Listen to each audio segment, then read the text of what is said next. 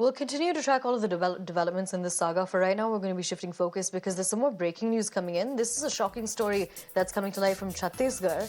Athletes on board of a train have been insulted, and they were en route a national gymnastic competition when the players were forced to sit near a bathroom.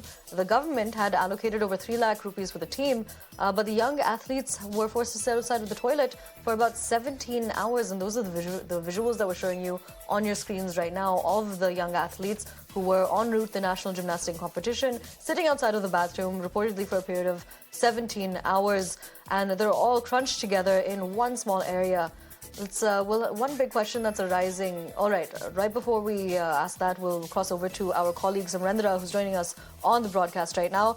Samrendra ji, क्या जानकारी है आपके पास? Athletes को seats क्यों नहीं दिए गए थे?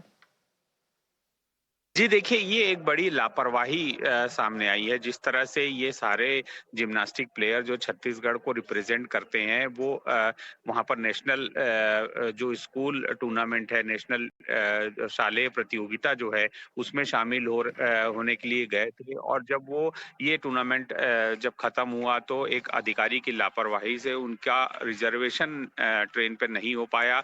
तो मजबूरी में इन बच्चियों को जो स्कूल में पढ़ती हैं और देश के लिए खेलती भी हैं, तो ये एक बड़ी लापरवाही इस तरह से सामने आई कि उनके रिजर्वेशन की ओर तरफ ध्यान नहीं दिया गया और उनको ट्रेन में जगह नहीं मिली, जिसकी वजह से वो बाथरूम के सामने इस तरह से पूरी दिल्ली से रायपुर तक ये छत्तीसगढ़ के अलग-अलग जिलों की प्लेयर हैं, अलग-अलग जिलों में जो है ये पढ़ाई करती हैं स्कूल में, जिसमें गोरेला पेंड्रा एक जगह है जहाँ पर सबसे ज़्यादा बच्चियाँ 13 के आसपास बच्चियां जो है वो इस टूर्नामेंट में भाग लेने के लिए गई हुई थी।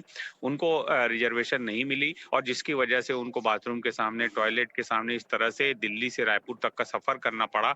और ये एक बड़ी लापरवाही जो है वो खेल विभाग की आई है, जबकि इतना फंड जो है खेल विभाग खिलाड़ियों के लिए यहाँ पर दिया जाता है, उसके बावजूद जो है ये इस तरह से मिसमैनेजमेंट का शिकार एक तरह से यहाँ की बच्चियां हुई हैं। और जो लगातार बेहतर परफॉर्मेंस कर रही है जिम्नास्टिक को लेकर छत्तीसगढ़ की ये जो बच्चियां हैं, वो लगातार वहां पर देश का, राज्य का और अपने स्कूल का नाम रोशन कर रही हैं।